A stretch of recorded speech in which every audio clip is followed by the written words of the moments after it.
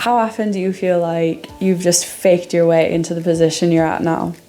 Where it was just luck, or you knew the right people, or right timing. It was just something other than you that got yourself to where you are. How often do you feel like one day someone would be well within their right to just pop out of nowhere, call you a fraud, and send you packing?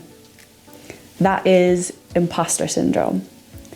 I wanted to talk about this today because this is something that comes up with a lot of my professional clients, is this overarching feeling that they aren't good enough to be where they are, or they didn't deserve it, they're underqualified. Even if on paper they are qualified, they still feel like someone should just send them home. And dealing with that anxiety is something that we work on in therapy sessions, getting the right tools, the right way to become more comfortable with actually owning your success. And it's not something that's unusual. About 20% of high achievers actually feel this way, from actors to Nobel laureates. It is really common, and you aren't alone in this feeling. So I wanted to talk about first the different types of imposter syndrome that you might find or that you might feel for yourself. And then a little bit about how we would address it practically, how it would be addressed in therapy. The first type of imposter syndrome is the perfectionist. Is someone who has a very high bar set, and any mistake is evidence that they don't belong where they are, or evidence that they shouldn't be doing what they're doing. Now, having really high standards can be really helpful for really pushing you and motivating you, setting ambitious goals.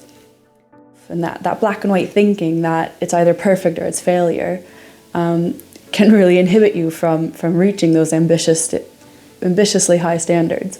The second type of imposter syndrome that you get is the superperson. So this person is convinced that they don't measure up to their colleagues, or they're never quite good enough at the level where they should be. So this person kind of makes up for it by working really long hours or dedicating a lot of time and effort and energy when they might not need to. So this person's kind of unrelenting energy is just put into only work and overworking, and hobbies go by the wayside, relationships might falter, all because this person is a workaholic, for lack of a better word. The third type of imposter syndrome is someone that might seem quite the opposite of this. It's somebody who believes that they're a natural genius. So someone who expects to succeed every time on the first try. And when they don't, they just kind of push it away, bury their head and say, nope, I don't do that. So an example of this would be public speaking. Somebody who feels like maybe they tried it once, it may not have gone well, and rather than keep at it, they just swear it off forever, feeling like they're not good enough to kind of attempt again. The fourth type of imposter syndrome feeling that you might find is the soloist. So this person is kind of the lone wolf, working absolutely alone, has trouble delegating any kind of task out. They want control of everything because they feel like if they rely on other people for help, that's a sign of weakness. And asking for help is admitting that you're not right for your position. So the last type of imposter syndrome is the expert. So this is somebody who absolutely fears being called inexperienced or unknowledgeable.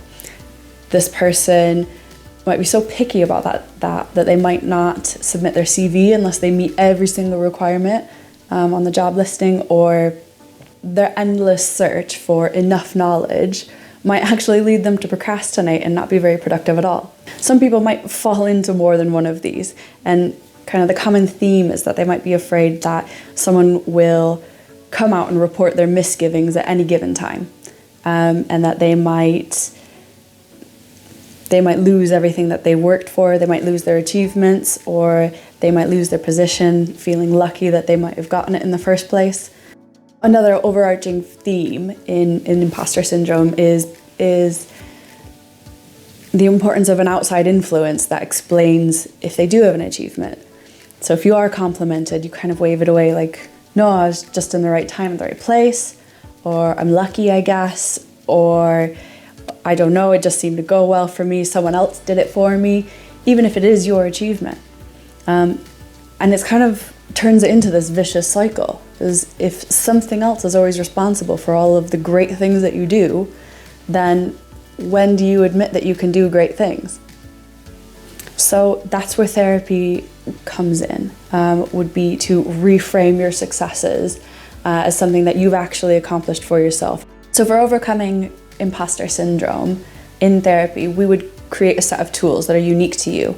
It takes into account your lifestyle, what you like to do now, and also what type of imposter syndrome you're experiencing. Imposter syndrome can be absolutely crippling for your self-confidence. And that loss of self-confidence can lead to not just performing poorly at work, but it can affect your relationships, and it can even become impactful on your hobbies and the things that you like to do. It can start to take away things from you.